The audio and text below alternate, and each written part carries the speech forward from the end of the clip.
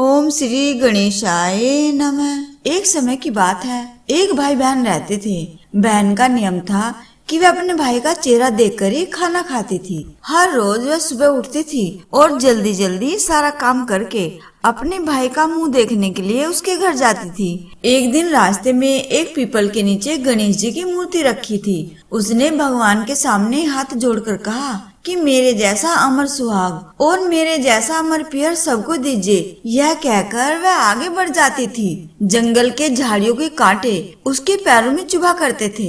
एक दिन भाई के घर पहुंची और भाई का मुंह देखकर बैठ गई। तो भाभी ने पूछा, पैरों में क्या हो गया है? यह सुनकर उसने भाभी को जवाब दिया कि रास्ते में जंगल की झाड़ियों के गिरे हुए कांटे पाँव में चुभ गए हैं। जब वह वापस अपने घर आ गई, तब भाभी ने अपने पति से कहा कि रास्ते को साफ करवा दो, आपकी बहन के पाँव में बहुत सारे कांटे चुभ गए हैं। भाई ने तब कुल्हाड़ी लेकर सारी झाड़ियों को काटकर रास्ता साफ कर दिया, जिससे गणेश जी का स्थान भी वहाँ से हट गया। यह देखकर भगवान गुस्सा हो गए और उसके भाई के प्राण हर लिए। लोग अंतिम संस्कार के लिए जब भाई को ले जा रहे थे, तब उसकी भाभी ने रोते हुए लोगों से कहा कि थोड़ी देर रुक जाओ, इनकी बहन आने वाली है। वह अपने भाई का मुंह देखे बिना नहीं रह सकती है, उसका तो यह नियम है। तब लोगों ने कहा, आज तो देख लेगी, पर कल कैसे देखेगी? रोज दिन की तरह बहन अपने भाई का मुंह देखने के लिए जंगल में निकली।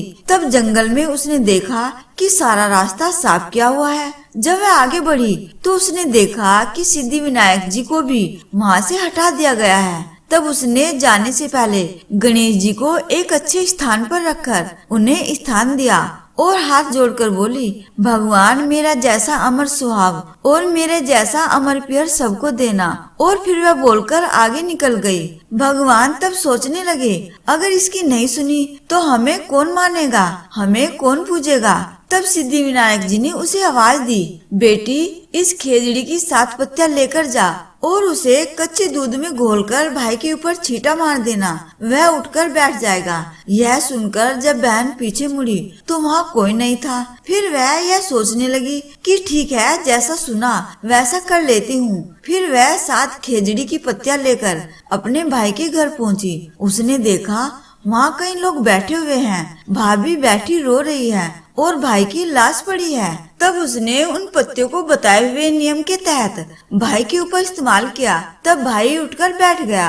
भाई बहन से बोला, मुझे बहुत ही गहरी नींद आ गई थी। तब बहन बोली, यह नींद तो किसी दुश्मन को भी ना आए। और उसने सारी बात अपने भाई को बता दी। तो इस प्रकार से यहाँ भगवान श्री गणेश जी की यह चमत्कारी कहानी पूर्ण हुई। बोलिए श्री गणेश भगवान की जय।